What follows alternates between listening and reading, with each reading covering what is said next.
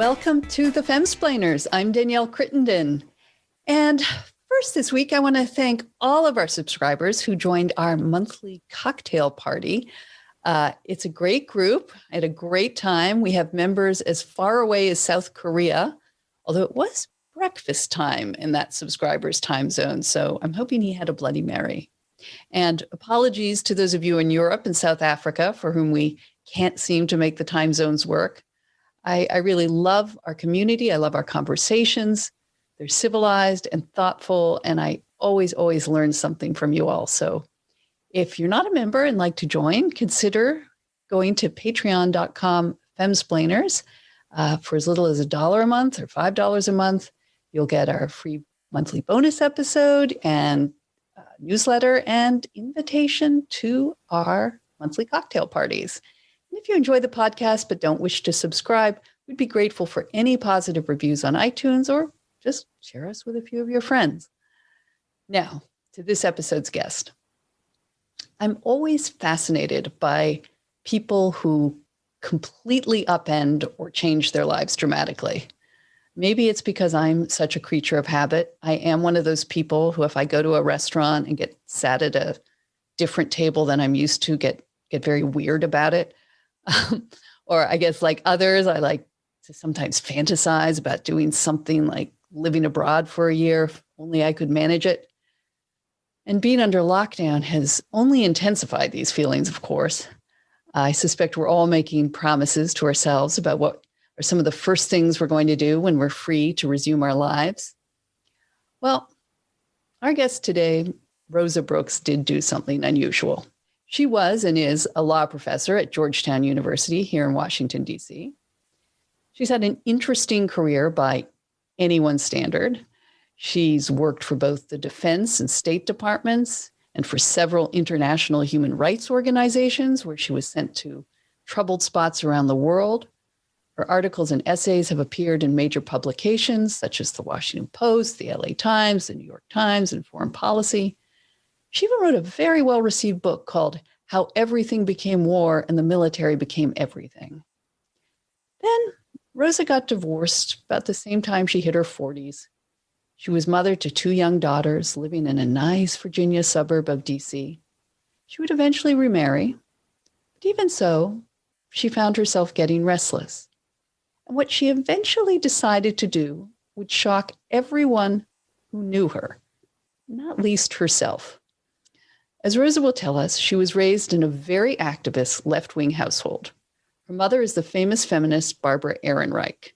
And while other kids were going on picnics or visits to the zoo, young Rosa was hauled to protests. Her mother despised anything that could be remotely connected to the establishment. And that included all figures of authority, especially the police. And she wasn't thrilled that her daughter decided to become a lawyer, even if Rosa wanted to be a lawyer who championed the underprivileged. So imagine Barbara Ehrenreich's reaction when Rosa announced one day in her mid-40s that she was going to take a leave from her academic legal world and train to become a reserve police officer in the DC Metropolitan Police Department. Yes, a cop. Well, Rosa has now written a truly wonderful memoir about the 4.5 years she spent policing one of the poorest and most violent districts of DC, and how it challenged and changed some of her assumptions about, well, not just police in general, but how we as a society deal with the messiness of so many human lives or don't deal with it. And from that experience, she's gone on to found a program that has already had profound impact on the training of young officers. Her book is called Tangled Up in Blue, Policing the American City. And I think you'll find Rosa as fascinating and engaging as her book is. So let's bring on Rosa just after this short break from one of our sponsors. Last year showed us that you never know what life is going to throw at you. And if you use credit cards to pay for unexpected expenses, it can be overwhelming to manage that debt. Take control with Upstart so you know exactly what to expect. Upstart is the fast and easy way to get a personal loan to pay off your debt, all online. Whether it's paying off credit cards, consolidating high-interest debt, or funding personal expenses, Over 500,000 people have used Upstart to get a simple, fixed monthly payment. Upstart finds smarter rates with trusted partners because they assess more than just your credit score. With a 5-minute online rate check, you can see your rate upfront for loans from $1,000 to $50,000. You can get approved the same day and can receive funds as fast as one business day. So if debt is taking over your life, it's time to get a fresh start with Upstart. Find out how Upstart can lower your monthly payments today when you go to upstart.com/femsplain. That's upstart.com/femsplain. Don't forget to use our URL to let them know we sent you. Loan amounts will be determined based on your credit income and certain other information provided in your loan application. So go to upstart.com/femsplain and start taking control of your debt.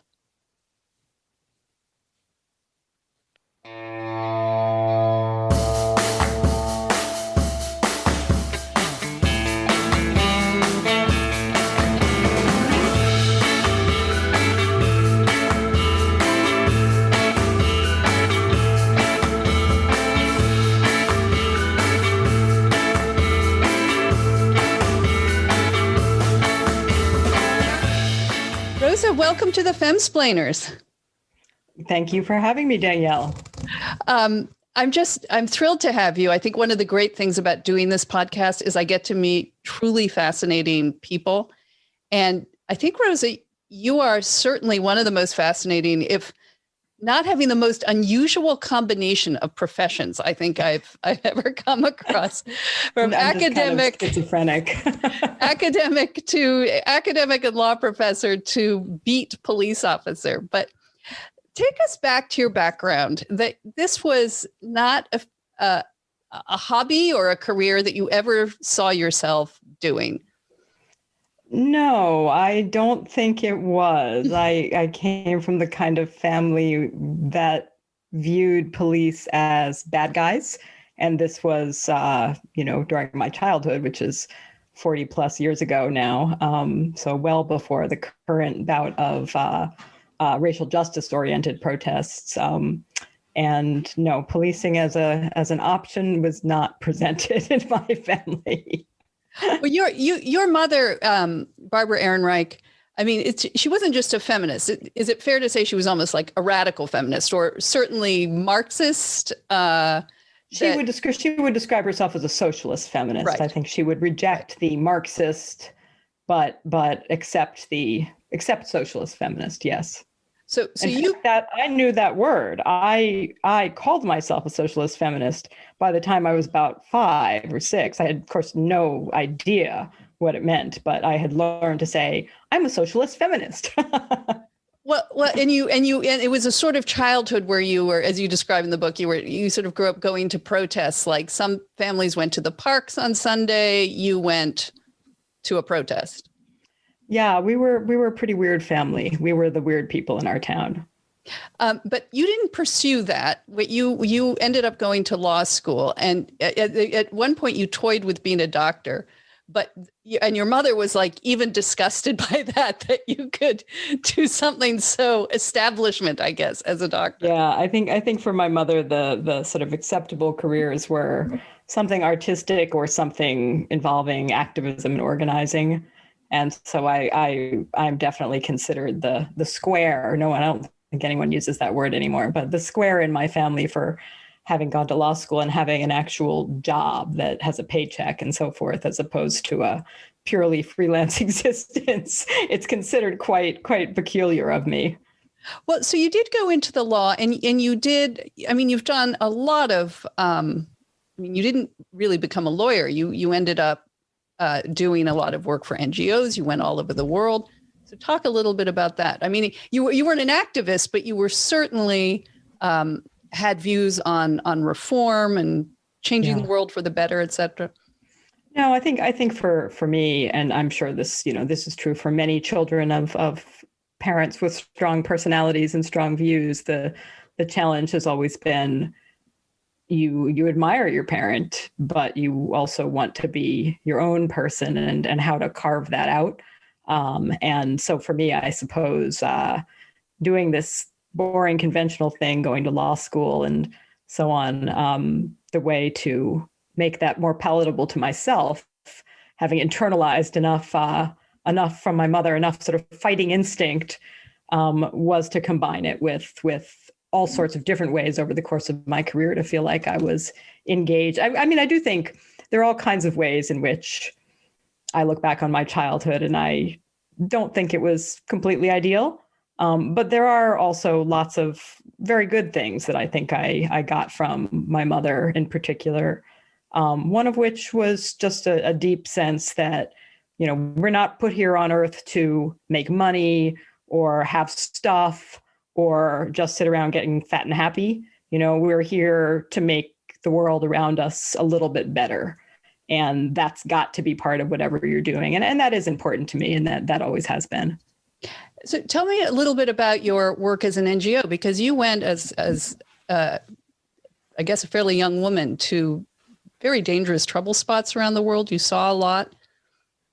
Yeah. The first overseas trip I ever did for Human Rights Watch was to northern Uganda in 1997 to do a report on kids abducted by the Lord's Resistance Army, which later sort of burst into the popular imagination. I think because of that there was a film a couple of years ago that became controversial, but it's fun. It's amazing looking back on it. And I think that was those were the early years of the human rights NGO movement in which they still had a sort of amateurish feel to them. They hadn't really professionalized as they have now. And I went with one colleague who was about the same age. We were both right out of law school, more or less. And we had no training and had no idea what we were getting into. We were quite stunned to discover that we were in fact in the middle of a war zone, and no one had quite realized that. And yeah, it was scary, although it was one of those trial by fire things where, nothing after that felt quite as scary again. And the Lord's Resistance Army, for any of your listeners who aren't familiar with it, was a rebel group that operated first in northern Uganda and then ultimately throughout the whole Great Lakes region of Africa. And it was a particularly brutal organization that would abduct children, often initiate them by forcing them to kill other children or kill their family members, would turn the boys into soldiers, would essentially rape the girls as soon as they hit puberty, sometimes not even waiting. And it was just a brutalized existence. And then these kids would be forced into battle, and often they'd end up getting mown down by government soldiers. And it was pretty horrific. And you were interviewing them. You were in there. Yeah, our job, we somehow had gotten the idea that they had been kidnapped, that there were just sort of some kind of cult that was kidnapping kids and that some kids had escaped. And I don't think we really grasped at the time, but nobody else did. This really wasn't Human Rights Watch's fault either. We were actually there in northern Uganda at the same time as a team from Amnesty International. And we ended up doing something that's quite rare, since human rights groups are as competitive with one another as any other type of organization. We released our reports jointly because we and the Amnesty team were so stunned and appalled at the reality that we found. I mean, I remember interviewing a 10-year-old boy, who'd been forced to kill other children, and he just basically sat there and cried. So painful and so shocking in terms of the sheer numbers. The Lord's Resistance Army has got nothing on the Rwandan genocide or the Holocaust or Cambodian genocide, but in terms of sheer brutality and atrocities, they're up there. So you saw this horrific situation. You went to other places. You came back. You joined government. You wrote a book on warfare, and then you find yourself with 2 children, 2 daughters, driving through leafy suburbs of Virginia in your minivan, and you think, I need to be a cop? Something like that. I do want you to know that I've upgraded to a Honda Pilot SUV. Yes, that was my the big crossover. reckless move. I'm sorry, the crossover SUV is the new minivan, and yes, all us mothers drive one. Say it ain't so. I thought I was pretty cool when I switched from the minivan. My children don't think so. Needless to say, they're both teenagers now, and they do not think the Honda Pilot is a cool vehicle to drive, and I've made that very clear. And you won't be cool for about another 10 years. So no, then you will be cool, I think. But then maybe. But yeah, no, I do think I'm probably a little bit adult ADHD-ish, and I tend to like change, and I tend to get bored, and that is not ideal for a legal academic. And so I think that's part of the reason I've gone in and out of government service, in and out of more journalistic kinds of work throughout my career, in and out of NGO work.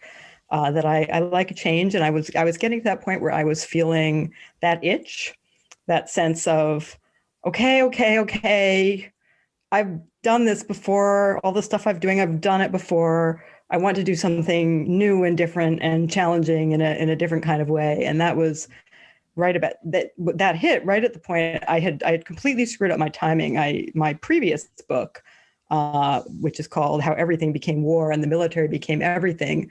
I had just finished working on that manuscript, and a multi-year project. I hated it by then, as one does. With no author likes writing books, right?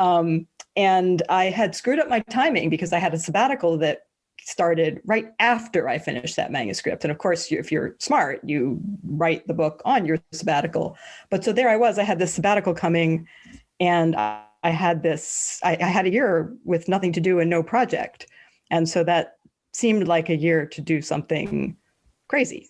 And I did. Well, what was funny to me is that I forget the circumstance, but you were at some meeting where a 65-year-old woman stands up and says she is a DC cop and part of the reserves. Is that was the first time you heard you could become a reserve I cop? had no idea that this Police Reserve Corps program existed, and most people don't know that it exists. And I won't even tell you what I was doing and how I heard this, but let's just say that I was a terribly boring workshop, sponsored by the federal government, and I was sort of drifting in and out. Shocking, right? I was sort of drifting in and out of attentiveness and mostly out. And then I heard her say, people make assumptions and they stereotype people. Look at me, I'm in my 60s. I've got white hair. Nobody would ever think I'm a police officer, but I'm the oldest person who ever went through the police academy in Washington, D.C., and I'm a reserve police officer. And boy, to shake up their stereotypes when I arrest them. And I kind of went like, you what? You're a cop? No way. And when I got home, I Googled the program and found out, sure enough, Washington, D.C. has a reserve corps for its police department. And unlike in many cities have some kind of reserves or auxiliaries who are unarmed and who just help out with things like directing traffic at parades and so forth. But DC is one of the relatively few cities that has a program where you can volunteer, you apply, and if you're accepted, you go through the police academy and you go through the same curriculum and training that the full-time police officers have to go through. And indeed, some of it is actually shared with them, things like firearms and vehicle skills. You're in the same groups as they are. And then you come out the other end as a sworn armed police officer with the same police powers as the full-time paid officers. And I have to admit, I thought, whoa, that is so weird. Anybody can be a cop. Really? A law professor? You give me a gun? That's really dumb. And you're how old at this point? You're in your 40s, right? I'm like 44, 45. Yeah. Well, no, I think I was a little bit younger when I first heard about the program. Yeah. And initially I immediately sort of thought, I kind of want to do that. That's so interesting. That's so strange. That would be so fascinating. And really it was just sort of sheer curiosity and restlessness. And originally when I heard about it, this was a few years before this sabbatical, I guess. And my kids were young and I couldn't make the time commitment. But then when I had the sabbatical and no project, and I kind of pushed it to the back of my mind, I'd basically forgotten about it. And then something or other happened to remind me of it. And I thought, aha, maybe that's my sabbatical project. I'm going to become a reserve police officer. And that's what I did. And at this point, your girls are like, how old are they about? This is like when I applied, it was 2015. So they would have been like 11 and 13 or 14 or something. Right. And your husband is in the Army, correct? My husband's retired. He's a retired Army Special Forces officer, and he retired right around the same time that I was. And what was their reaction when you said, I might want to be? He thought it was pretty crazy.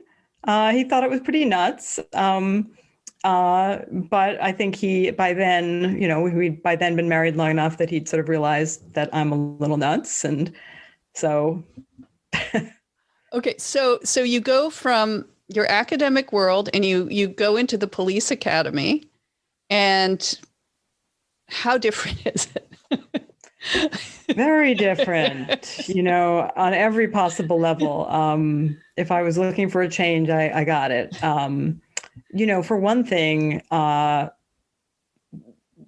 it was very humbling, needless to say. I mean, by the time you're in your mid 40s, most of us, if we're fortunate, we've gotten good at what we do. And, people know that, and people treat us like experts and defer to us because we are so accomplished. We've got a track record, and I was starting all over at the bottom of the heap, as a raw new recruit, and nobody cared whether I was a tenured law professor or whatever. No one was interested in that. I was just a new recruit who didn't know anything. And that was pretty humbling. It's not so easy to go sit in a classroom and take multiple choice tests again and, be yelled at by grumpy teachers when you're at that age. So it was humbling. It also, it's not at all theoretical. It's the very opposite of the academy. It's profane and it's tactical. No one is being polite. People are saying, "What the fuck are you doing?" Can I say that on your podcast? Yes. Yes. Get the fuck over there. That's how people are talking to you some of the time.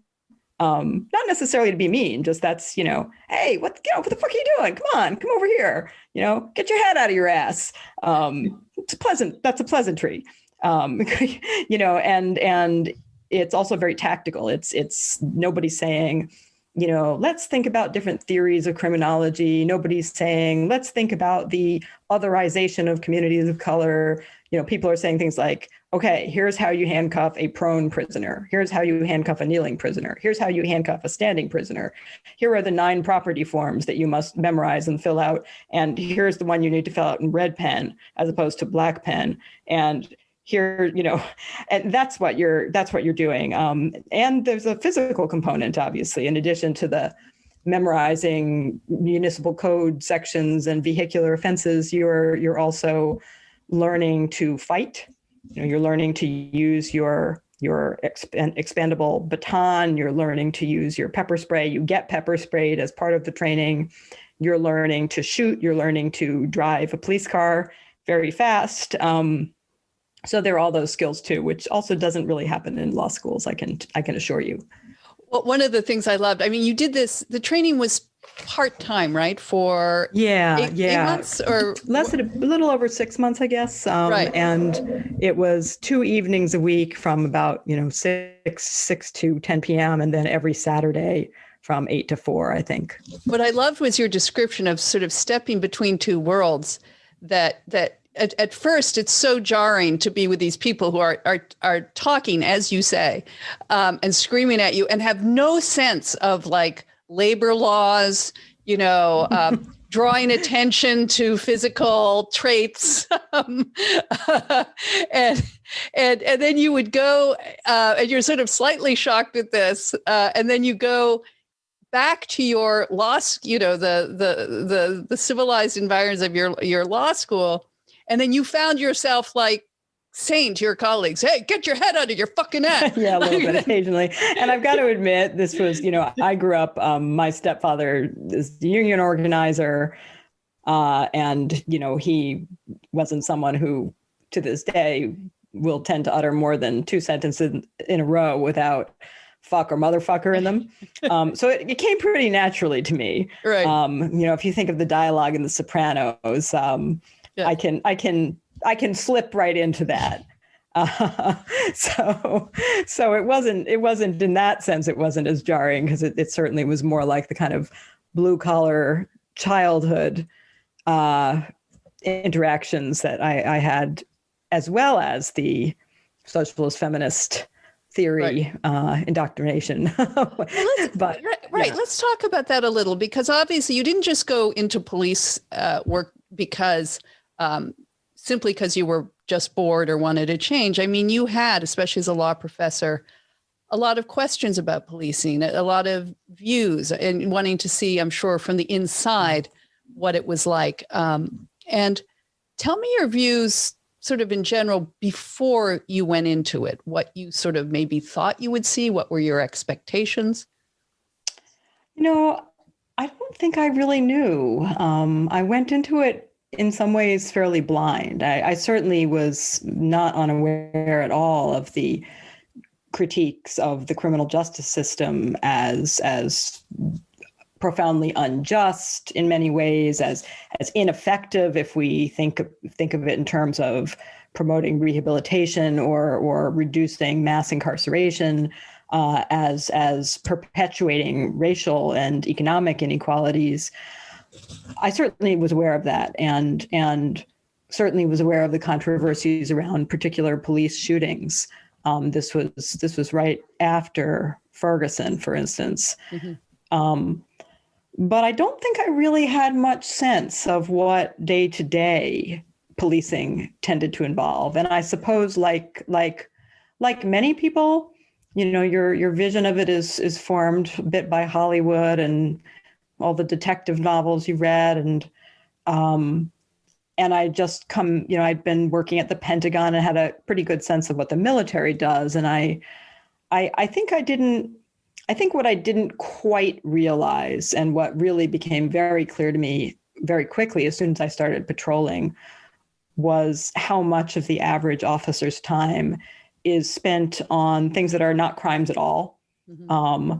Or that if they're crimes, they're very, very trivial crimes, and how much of your time really is spent just managing problems or helping people with problems that for one reason or another they can't manage on their own. And that may be anything from taking a sick person to the hospital, to giving CPR if someone's not breathing, has no pulse, to helping siblings or a parent and a child mediate a dispute, to helping somebody who's complaining that their neighbor's making too much noise. And that's a lot of policing, and it's not glamorous. It's not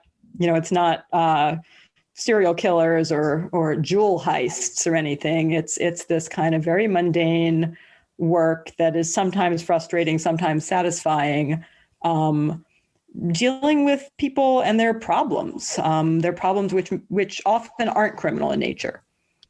Well, I found that very fascinating, that aspect of your book. That here you were assigned to the 7th District in Washington, D.C., which is one of the poorest and toughest neighborhoods. And I don't think you experienced or have experienced anything especially violent. I mean, I'll get to some of the things you saw, but as you point out, even though you wrote that by any measure, policing in the United States is breathtakingly violent enterprise, and that American police kill more people each month than police in most developed countries kill in several decades. Most of police work everywhere is actually, it doesn't even rank in the top 10 of hazardous occupations. And it's very rare for you to encounter or have to use your gun or. Yeah, most police officers will go their entire career without ever pointing their weapon at anyone, much less firing it. I think this is one of the seeming paradoxes of policing. On the one hand, no question about it, American police, per capita kill many, many more people than police in certainly any other advanced democratic country. And all kinds of reasons for that. I don't think it's it's not one single reason. It's multiple interacting reasons. And that's true. And that's terrible. And we should do better, because a whole lot of the people who are killed by police are people who did not pose a lethal threat. They either were unarmed or they may have been armed, but they weren't in a position to pose a lethal threat. They weren't threatening, they were running away, or, in the case of Philando Castile, the motorist in Minneapolis who was killed during a traffic stop. He was killed during a traffic stop because the officer came up to him and asked for his license and registration. And Castile said, just like a good citizen should do, officer, I want you to know that I do have a weapon with me. It's a licensed, registered firearm, and I can show you the paperwork for it. And as he reached for the paperwork, the officer panicked and shot him. And there's that kind of tragedy happens way too much in this country. But I think that one might get the impression from the media that police spend all their time running around and beating people up and shooting them. And again, for the vast majority of officers, even getting into a scuffle is relatively rare. It's not something that is happening all the time. And you also find, of course, when you dig deeper, when you find, there are always officers who say, you have to get into a fist fight every day, very often in any given police department, you discover that the use of force incidents involve 90% of the use of force incidents involve 5% of the officers. And that's also one of the many other tragedies relating to police shootings, that often it turns out that the police involved in shootings that are later deemed to have been unnecessary are officers who had multiple use of force investigations and complaints, and probably should not have been policing at all. Well, you also pointed out in the training that you were shown so many terrifying videos about all the things that could go wrong and how you had to be prepared for everything, including never interview someone in their kitchen. There's too many weapons. They could pull out a butcher knife. And then when you're actually on the beat discovering, there's a lot of people you end up talking to in their kitchen. But that sense of sort of paranoia, I guess, coupled with the fact, like this poor man Castile, the gun ownership that you never, you just truly never know what you're walking into. And so there is a tremendous amount, certainly, of my training that really emphasized any situation could turn lethal in a millisecond. And there's no such thing as a routine call. You never let your guard down. You always look at people's hands. Don't look at their eyes. Their eyes aren't going to hurt you. Look at their hands. Their hands are going to hurt you. And that's both true and completely misleading, right? It's true in the sense, right before I started at the police academy in April of 2016, a young female deputy or a police officer in a neighboring jurisdiction here in Virginia was shot and killed on her first day on the job out of the academy. She and her training officer responded to a domestic violence call, and they walk up towards the house, and a guy bursts out the door shooting. And, she ends up dead, and a couple of other police officers ended up seriously wounded in the hospital before he was killed. And so that can happen, right? Something, that there you are, something seems like no big deal, just another call, and it goes bad. But at the same time, it actually happens quite rarely, statistically speaking. When I ask cops to tell me, just guess how many police officers they think are killed each year, not die of heart attacks or in a car crash, but are killed deliberately on duty, I tend to get, 500, 1,000, 300, 2,000. And the actual number typically in recent years has typically been under 50. So it's one of those things, sort of like when you send, if your child goes to play at the local playground and they're out of your sight for 2 minutes, they could be abducted by a pedophile. Could happen. Statistically, it's extraordinarily unlikely to happen. And if you organize everything in your life around the very unlikely possibility it will happen, then you never let your kids go out alone, and you have, emotionally stunted kids who can't fend for themselves in the world. And then whenever you say that, somebody say, yes, but I know someone, And I think we're as a human, humans as a species, we're bad at thinking about risk and probabilities. We tend to, some vivid and recent example, we tend to imagine those things happen much more frequently than they do.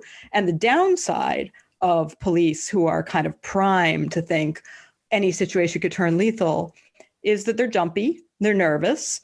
It not only can mean sometimes that you get these terrible tragedies like the Philando Castile situation we were just talking about, where a jumpy officer shot a man who had done no harm whatsoever, was doing everything right.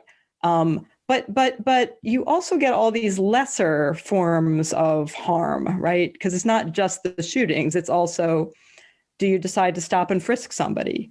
Well, if you think that anybody you see might be about to shoot you, you're probably going to stop and frisk a lot more people, than if you're more relaxed and you think, you know what, it's very unlikely that anybody here is going to try to shoot me. You're going to be ruder to people. You're going to be more aggressive. You're going to be brusquer. And that's a whole lot better than somebody ending up being dead. But even the more minor fleeting interactions in terms of things like community trust, if somebody encounters an officer who is shouting at them and ordering them around, best case, it's inconvenient and annoying. Worst case, it's humiliating and terrifying. And that has an impact long term. So how did you choose which internet service provider to use? The sad thing is most of us have very little choice because ISPs operate like monopolies in the regions they serve. They then use this monopoly power to take advantage of customers. Data caps, streaming throttles, the list goes on. But worst of all, many ISPs log your internet activity and sell that data onto other tech companies or advertisers. To prevent ISPs from seeing your internet activity, you can protect all your devices with ExpressVPN. So what is ExpressVPN? It's a simple app for your computer or smartphone that encrypts all your network data and tunnels it through a secure VPN server so that your ISP cannot see any of your activity. Just think about how much of your life is on the internet.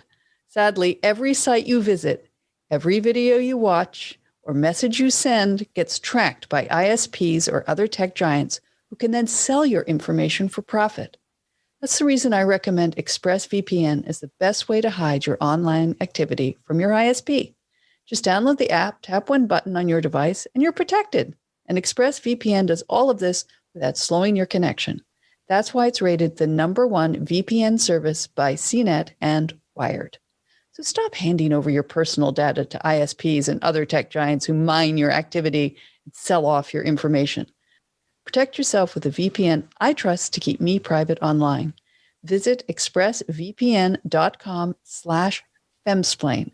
That's Express, EXPRESS, V as in Victor, P as in Peter, N as in Nancy.com/femsplain to get 3 extra months free.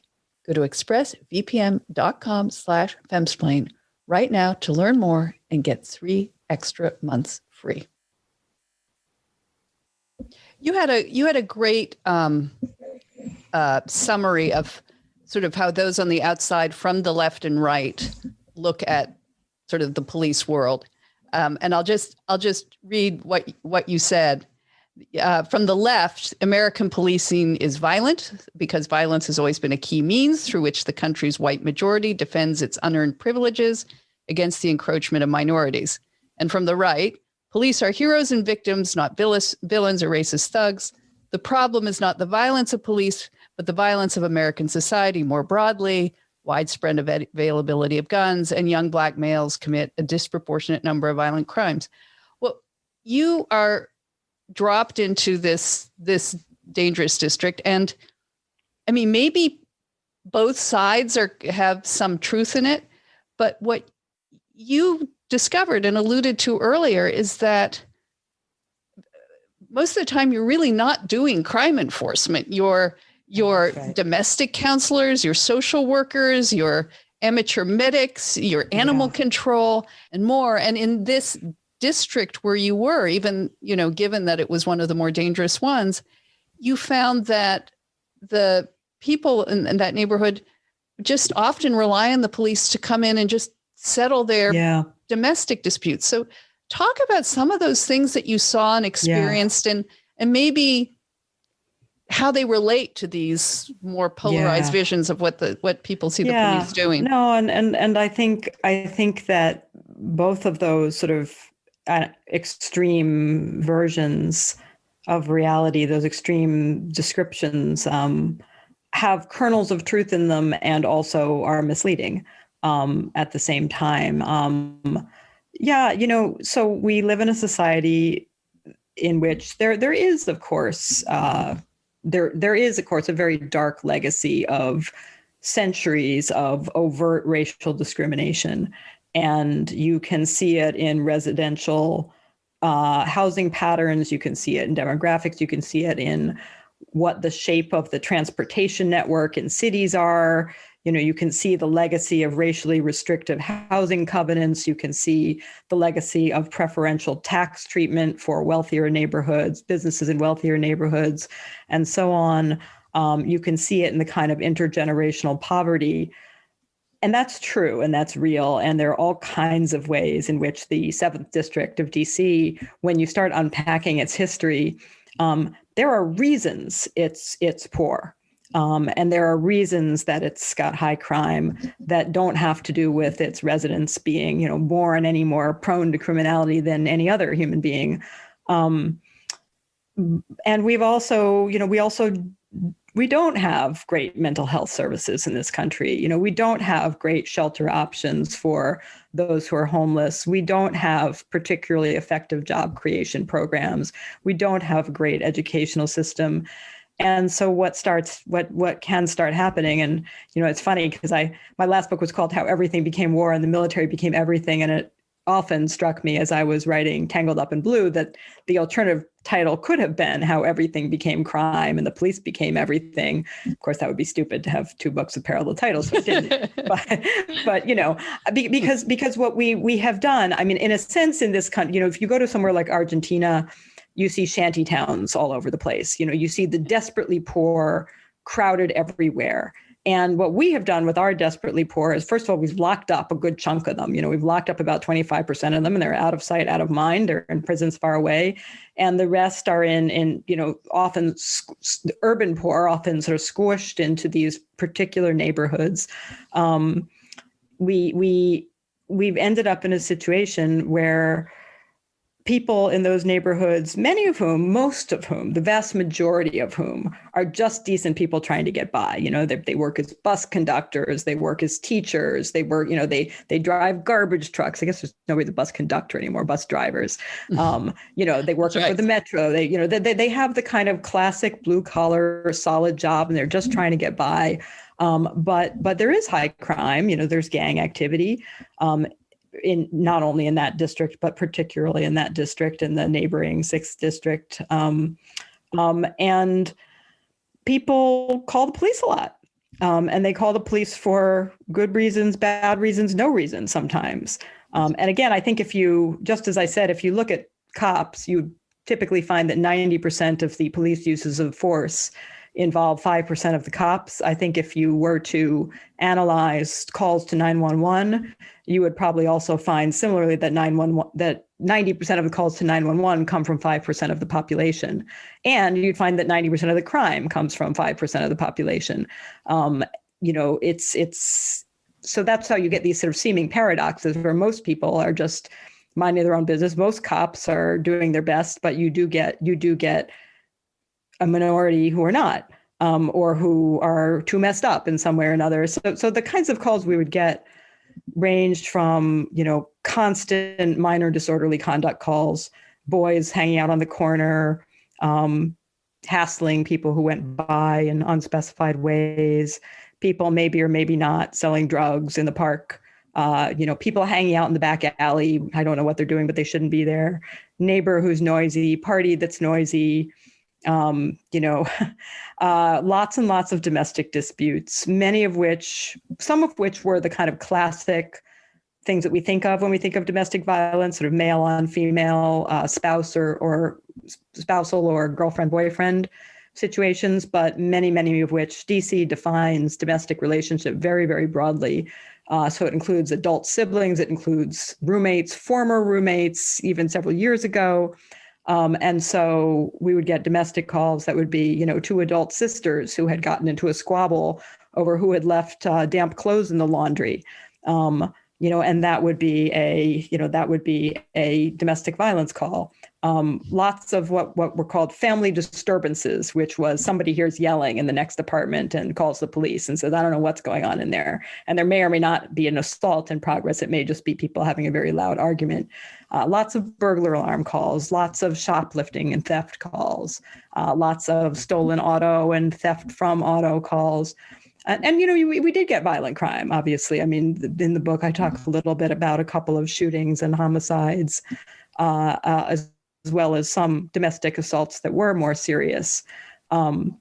Those obviously do happen, and they cause tremendous harm to people. But you could go for a week without encountering any serious violent crime. It'd be very easy to go shift after shift and have a whole series of, my daughter is sassing me, make her stop. My neighbor smokes marijuana in the stairwell, make him stop. My neighbor's too noisy, make him stop kind of calls. I wanted to talk to you about some of the children that you saw, but before I do, I couldn't get over your uniform and all the things that, like, you're like a walking, I don't know, peddler's burro or something with, That's right. pots and pans hanging off you. I can't even imagine how you got out of the car to address any, like you have to pull your gun and actually use it, because how did you move? Just describe what you are wearing. Yeah.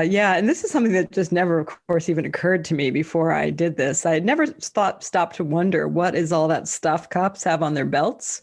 What do police, I knew police officers carried guns, mm-hmm. and I knew they carried handcuffs. I guess I'd kind of, that was kind of obvious, but I didn't realize that there's all this other stuff too. So you're wearing a ballistic vest, bulletproof vest in the common parlance, which adds a lot of weight and bulk. You're wearing a radio, a fairly bulky radio. You have a flashlight, a big flashlight. You have pepper spray, which OC spray. It's kind of the law enforcement version of pepper spray. It's a little bit stronger. You have your expandable friction locking baton. So in theory, you could whack people with it. You have your firearm in a holster on your belt. You have handcuffs, and you probably actually have 2 handcuffs, and some officers carry 3 sets of handcuffs, because if you make an arrest and then your prisoner is taken off in a transport vehicle, your handcuffs have then disappeared, and with luck, you'll get them back at the end of your shift when you go back to the station, but maybe not. And so people carry extras because they don't want to be left on duty with no set of handcuffs. Of course, you have to have your handcuff key too. That's really crucial. And it's tiny, right? Tiny and very easy to lose. We had tourniquets. You have a little pouch containing rubber gloves, because you're often going to be touching really icky stuff, vomit and urine and all kinds of blood, all kinds of things that you don't really want to be touching with your bare hands. We had a tactical emergency casualty care kit and a leg strapped to my leg, all kinds of stuff. I'm sure I'm forgetting things. Oh, and you had to have your 2 black pens that had to be laid out just so in your pocket as well. And your body worn camera. Don't forget the body worn camera, and at least 2 cell phones, because there was a department issued cell phone, which at least this has gotten better since then. But at that time, the department had decided to save money by not getting cellular service on the cell phones. They only had data, and we were required to use the department issued cell phone to upload body worn camera videos and to take photographs, photographs that would be evidence. You couldn't use your personal phone for that, but they didn't actually make calls, which meant that if you wanted the ability to make calls, you had to also carry your personal phone. So at one point I did weigh myself, in my underwear. And then when I was fully geared out, and it was, 30 pounds of gear, which is not as much as soldiers wear on the battlefield in Afghanistan or anything, but it's a lot of stuff. Well, so what you're saying is you weren't like a dead sexy hot chick in a no. It wasn't like one of those Halloween costumes that you would get. No, I know. It's so cruel, right? You watch these cop shows on TV, and the female police Right. officers are sort of kind of svelte, and they've got these kind of cool black uniforms, and they Right. look very sexy and slender. I think I looked like the Michelin man, except in dark blue by the time I had all this stuff on me. Yeah.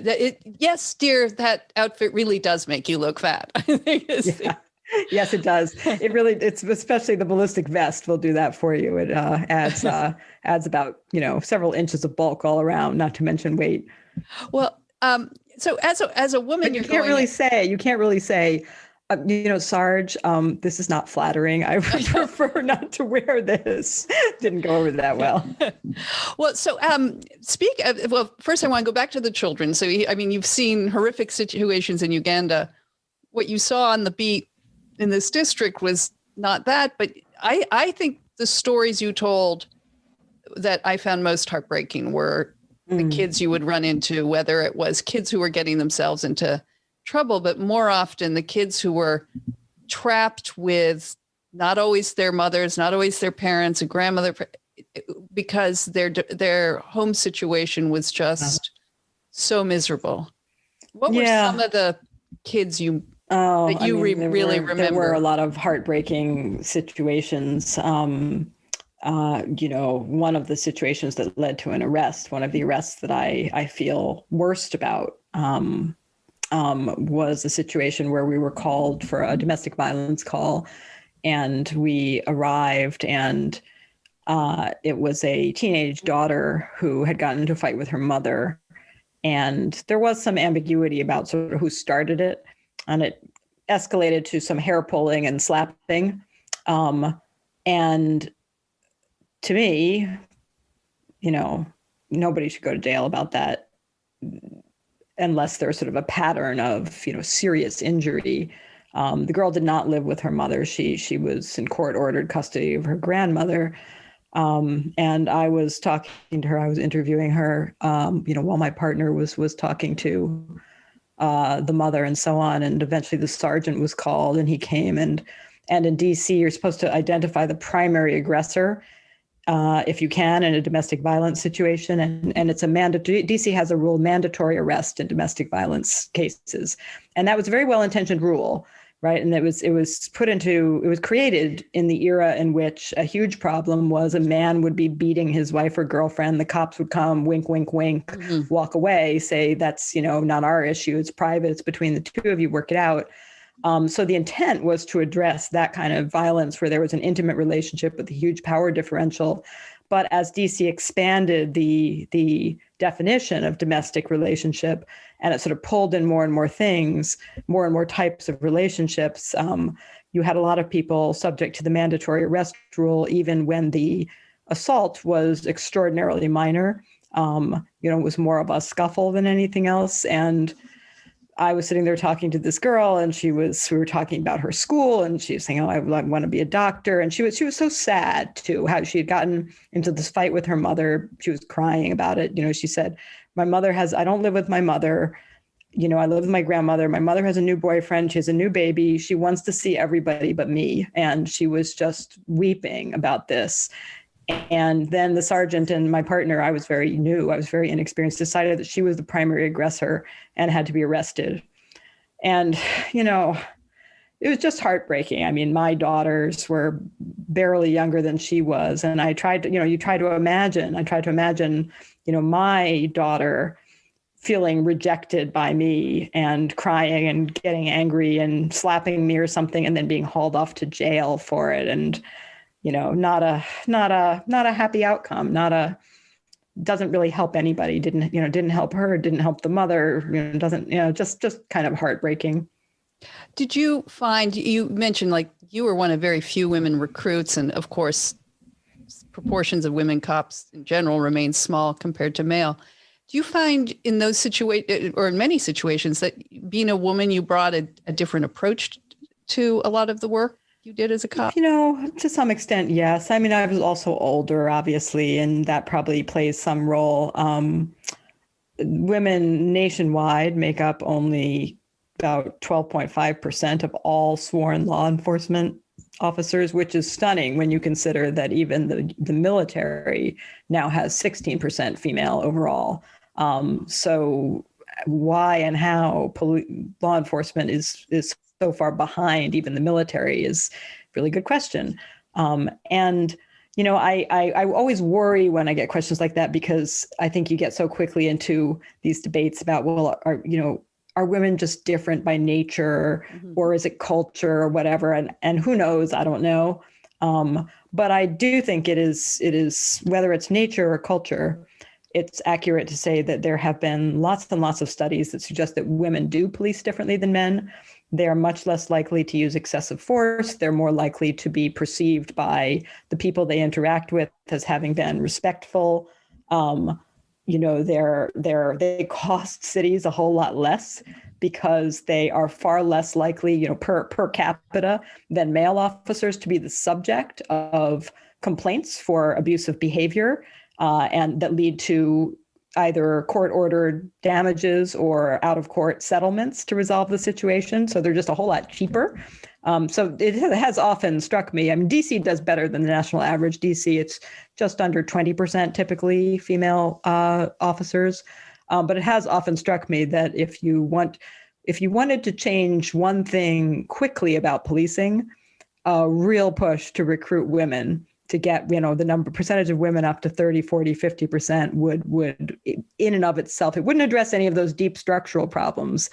They'd still be there, but it would sure help with the day-to-day interactions. Well, I think you make a good point too, that it's not just that you were a woman, but that came through in your stories, the maternal instinct kicking in. I could really identify with that, where you walk in and you just take in this very sad domestic situation and you see a troubled child and you can't help but have certain impulses and feelings. But did you feel more threatened as a woman? I mean, were you more scared? As a woman doing these? No, I really wasn't, and maybe that's just because I'm dumb, too dumb to be scared. That's always a distinct possibility. But I also, as we were talking about northern Uganda earlier, and that was my very first overseas human rights researching trip. But after that, I went to various other places that people don't usually go on vacation. Sierra Leone during the Civil War, and Kosovo during that conflict, and Iraq and Afghanistan, and being an unarmed civilian in those places can be kind of scary. I did have moments that were pretty scary. And walking around Washington, D.C. armed did not feel all that scary to me. And I don't think it was just dumbness on my part. There hasn't been a police officer killed on duty in Washington in more than 2 decades now. And that's not to say that officers don't occasionally have minor injuries in scuffles and so on. They do. And it's not to say that there couldn't, anything could happen.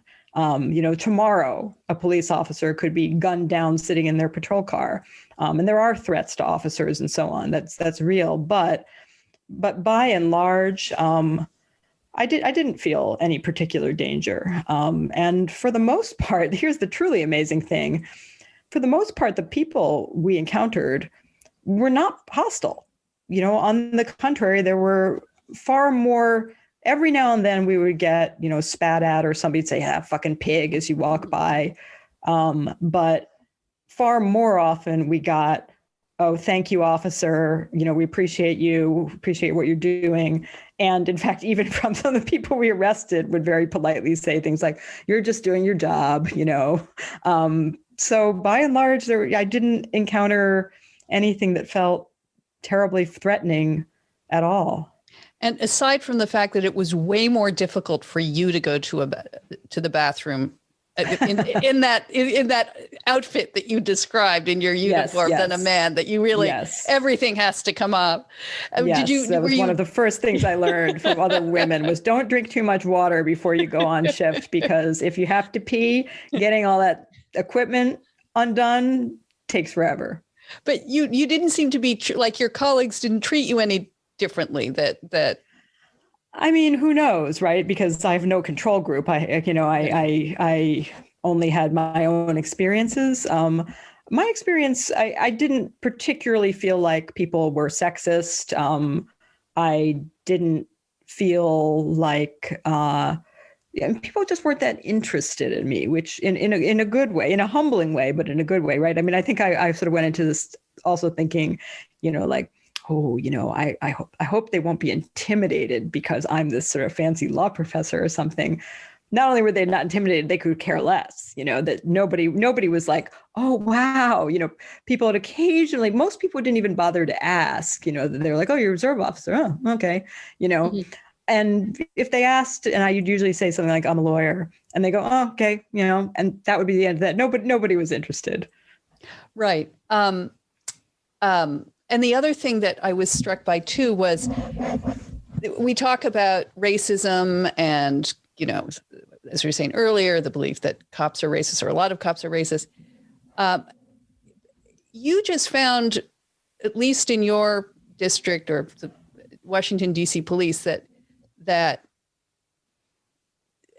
once you became a cop, you were all blue. It didn't matter what color you are. And officers got quite indignant if there were suggestions that they had treated people differently because of race.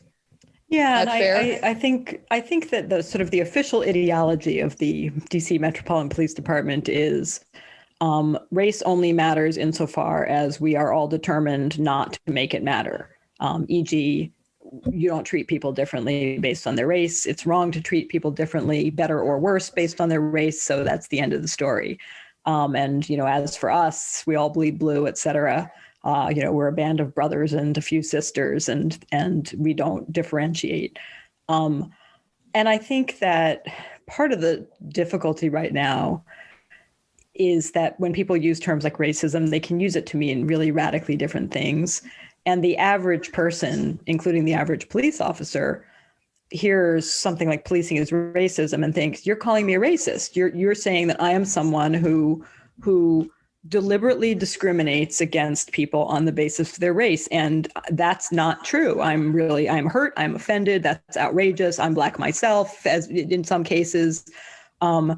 Obviously, when people talk about racism and policing, often what they're talking about is something that has nothing to do with individual behavior, or certainly not with individual behavior on the level of deliberate discrimination, but that either has to do with sort of subconscious biases that make us perceive some people as more threatening than others, or that has to do with what we were talking about earlier, that, the impact of centuries of racially discriminatory laws and policies, and the ways in which that has meant that neighborhoods that are poorer in many urban areas are more likely to be communities of color than they are to be white communities, and so on.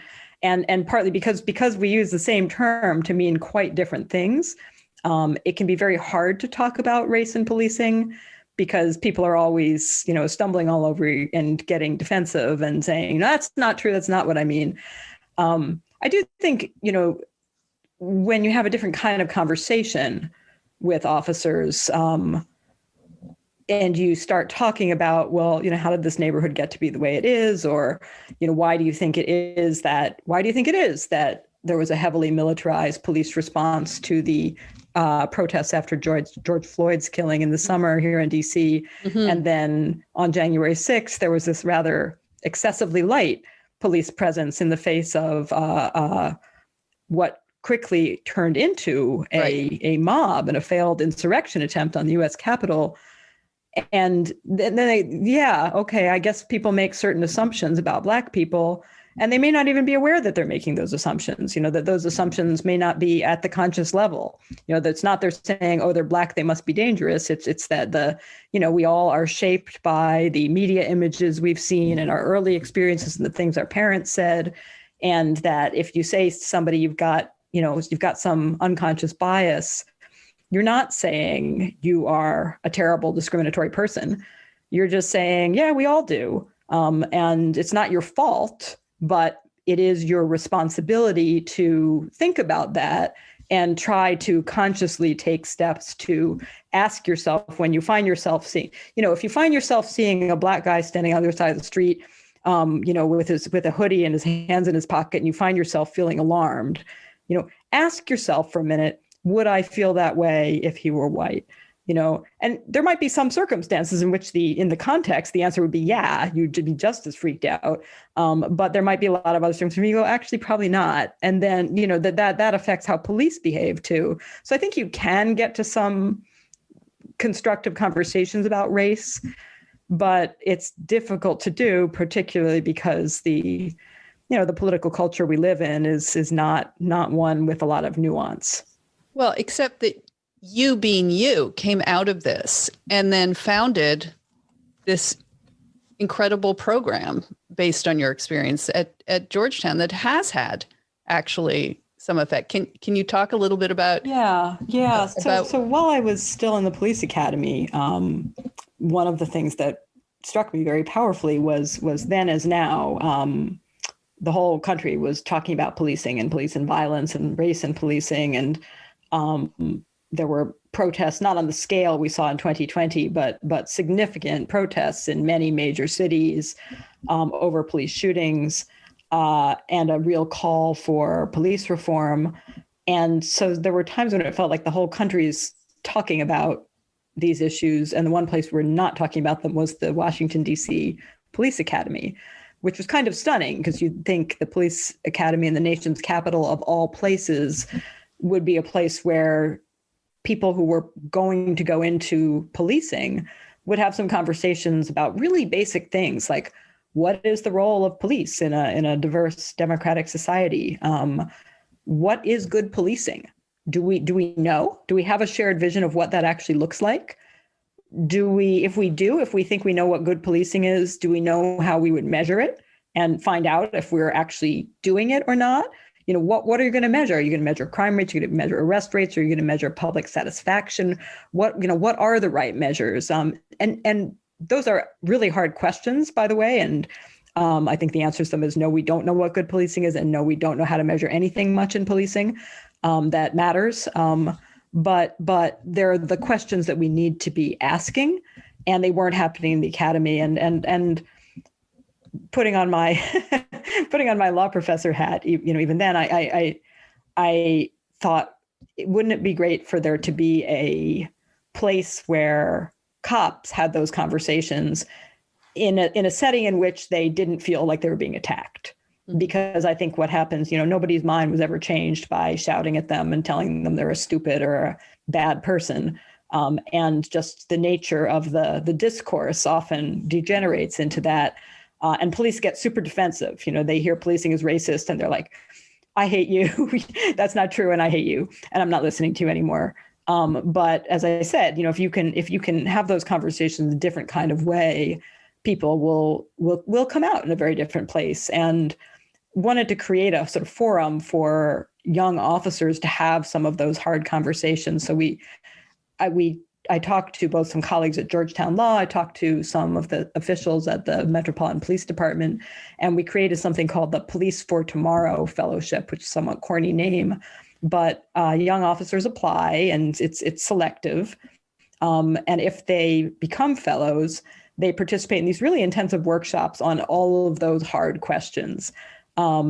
And there's more to it than that. And we gradually expanded to bring some of that content to all the recruits in the academy. But the core of the program is, we're now in our third cohort, about 18 to 20 young officers each year.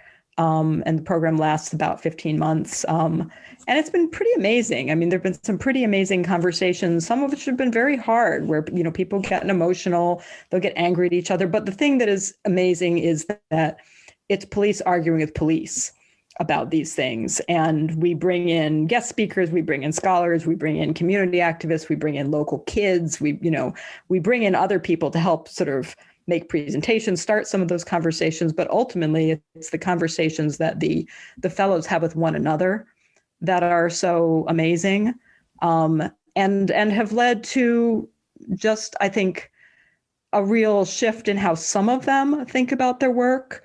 and to be, it's self-selected, right? So we probably get the people who are open to having those conversations disproportionately to begin with.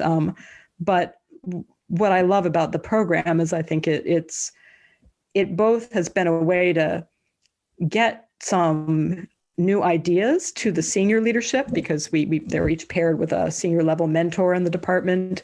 And there have been times where some of the mentors will come to the workshops and they'll get an earful from these young officers about what they don't like about the academy, about their patrol district. And there have been some real changes made by the department in response to the things that our fellows have said to them, where they've sort of said, I didn't realize that. We thought that was working okay, but okay, guess it's not. But also, and maybe in the long run, more important, we see this as a way to help foster a new generation of police leaders that will rise up through the ranks and perhaps think about their role in a very different way than the generations that have gone before them. That's fantastic. And one of your biggest critics, of course, all through this, she's, with all due respect, she forms a kind of peanut gallery through the book, always a Greek chorus of doom. Maybe a Greek chorus criticizing you, like, why are you making little barbed remarks about you joining this fascistic, operation? But in the end, she kind of came around. Like when you started this, what was her reaction? Yeah. No, of course, we're talking about my mother. She did more or less come around, a little bit grudgingly, I would say, but she said ultimately I invited her to one of our workshops with our fellows, and so she sat through and she watched them arguing with each other, and at the end of it, she said, thank you for inviting me to sit in on that. That was, you did a good thing. I'm sorry I doubted you, which is probably the biggest apology I've ever had from my mother. So I was happy. And I think she liked the book overall. And what did your girls think? They don't appear much. I'm sure you deliberately you don't want to draw them into this, but what did they think of their mom as doing this cop stuff? Well, you have kids, What do your teenagers think of anything you do? They are phenomenally uninterested. And so I would say that my girls were spectacularly uninterested in this. They didn't even have enough context to sort of think it was anything in particular. They were just like, oh, it's this police thing mom does. It's like they're on their iPhones. They look up, they see you walking through the living room in all your gear. Just like, oh, and they'd say, Mom, you look funny. They'd say, Mom, you look really funny. And then that would be about it. Yeah. So do you do it anymore? No, I stepped down from the Reserve Corps after a little over 4.5 years in November 2020. Do you miss it? Sometimes, yeah. I mean, by the time I left, I had made some real friends, and there are a lot of people who I really like and respect, both officers and officials in the police department. I stepped down because I didn't want there to be conflicts of interest during this book launch. And if I were a reserve officer, technically I would have to clear interviews and press statements with them. Right. And I obviously wasn't going to do that. I didn't, I thought it'd be awkward for them and for me.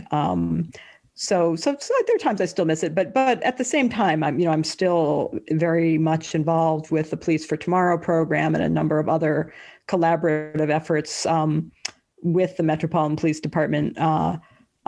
So the people who I like most, I continue to be able to see. Well, it's such a great book, great conversation. Thank you, Rosa, for joining us. Of course, the book is Tangled Up in Blue, Policing the American City, and it's just come out now as we record this podcast. So thank you. Danielle, thank you for having me.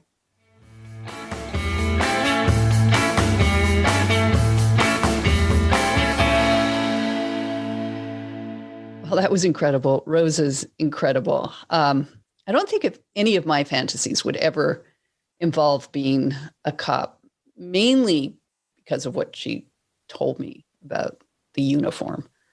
Whoa, that's so unflattering. Anyway, next episode, I'm very, very excited to be bringing global human rights activist Ayaan Hirsi Ali back to the podcast to talk about her new book called Pray. So stay with us, and thanks for joining, and we'll see you next time.